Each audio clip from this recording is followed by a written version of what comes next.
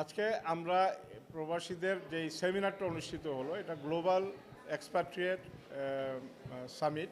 এখানে প্রায় 31টি দেশের প্রতিনিধিরা আমরা এখানে একত্রিত হয়েছি। আমাদের উদ্দেশ্য হচ্ছে আমাদের প্রবাসীদের ভয়েসটা আজকে বাংলাদেশের রাজনৈতিক অঙ্গনে তুলে ধরা।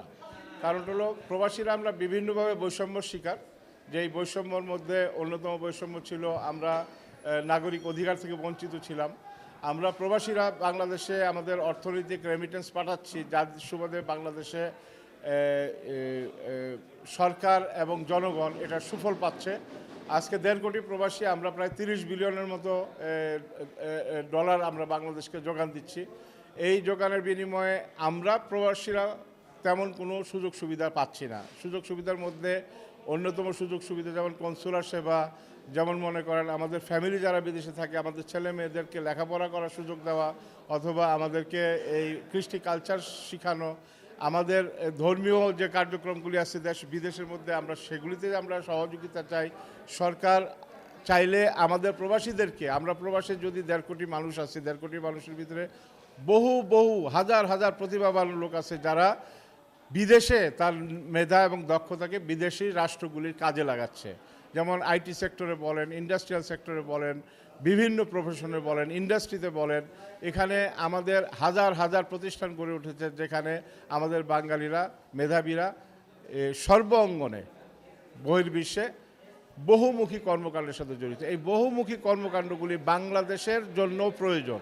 আজকে বাংলাদেশ সরকার যদি এই লোকগুলিকে বাংলাদেশে পুনর্বাসন করার সুযোগ দেয়, রাষ্ট্রীয় পৃষ্ঠপোষকতা দেয়, যে কাজগুলি আমরা দেশের বাইরে করছি এই কাজগুলি কিন্তু আমরা দেশের ভিতরে এসে করতে পারি। এবং এই কাজগুলি দেশের ভিতরে করলে কী লাভ হবে? দেশের থেকে আবার এক্সপোর্ট বাড়বে।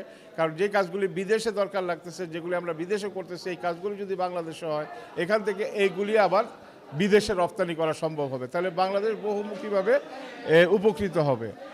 এখানে আমাদের শ্রমশক্তি যেমন বর্তমানে বহির্বিশ্বে যাচ্ছে, আমরা জানি আমাদের সরকার প্রধান ডক্টর ইউনূস এবং আগামী দিনের যারা রাষ্ট্র পরিচালনার জন্য তাদের রাজনৈতিক ইশতেহারের মধ্যে প্রবাসীদেরকে ভাষা শিক্ষা, কারিগরি শিক্ষা, এই জিনিসটা তারা ইতিমধ্যে অন্তর্ভুক্ত করেছেন।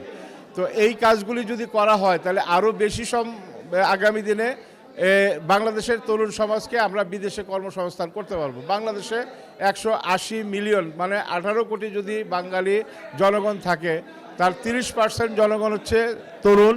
এই 30% জনগণের কোয়ান্টিটি যদি আমরা হিসাব করি তাহলে হয়ে যাবে প্রায় 6 কোটি। এই 6 কোটি তরুণদের জন্য যদি আমরা ভালো কর্মসংস্থান করতে চাই, যদি আপনি দেখেন যে বর্তমানে এই মুহূর্তে ইউরোপের মধ্যে 1 কোটি কর্মীর প্রয়োজন। 1 কোটি কর্মী দরকার, কিন্তু তাদেরকে অবশ্যই কর্মের দক্ষতা থাকতে হবে, তাদের অবশ্যই কাজের দক্ষতা থাকতে হবে, এবং ওই দেশে গিয়ে কাজ করতে গেলে তার ভাষাগত দক্ষতা থাকতে হবে। আমরা যদি বাংলাদেশ থেকে যদি ভাষা এবং কারিগরি দক্ষতা দিয়ে তরুণদেরকে আমরা তৈরি করে পাঠাই, তো ইউরোপে চাইলেও আমরা প্রতি বছর 2-4-5 লক্ষ কর্মী আমরা ইউরোপে কর্মসংস্থান করতে পারি। তো এই সমস্ত বহুমুখী কার্যক্রমকে আমরা চাই বাংলাদেশ সরকারের সাথে আমাদের এই কর্মকাণ্ডগুলিকে সম্পৃক্ত করতে, এবং বাংলাদেশ সরকার যেন আমাদেরকে কাজে লাগিয়ে বাংলাদেশের জনগণের আর্থসামাজিক অবস্থা উন্নয়নের জন্য এই কার্যক্রমগুলি করতেন। পাশাপাশি আমাদের আরেকটা দাবি আছে ভাইটাল, যেটা ভোটের অধিকার আমাদেরকে দেওয়া হয়েছে। আমরা চাই যে আমাদের এই 1.5 কোটি মানুষের আগামী দিনে যেন সংসদে কোটা ভিত্তিক সংসদীয় আসন দেওয়া হয়। কারণ আমাদের সংসদে আমরা জানি মহিলাদের 50টি আসন আছে, যে 50টি আসনের বিনিময়ে মহিলাদেরকে সংসদে তাদের প্রতিনিধিত্ব করতে দেওয়া হয়। আমাদের 1.5 কোটি প্রবাসীর পক্ষ থেকে আগামী দিনে কথা বলার জন্য সংসদে এবং সরকারের মধ্যে কথা বলার জন্য আমরা প্রবাসীদের পক্ষ থেকে সংরক্ষিত সংসদীয় আসন দাবি করছি।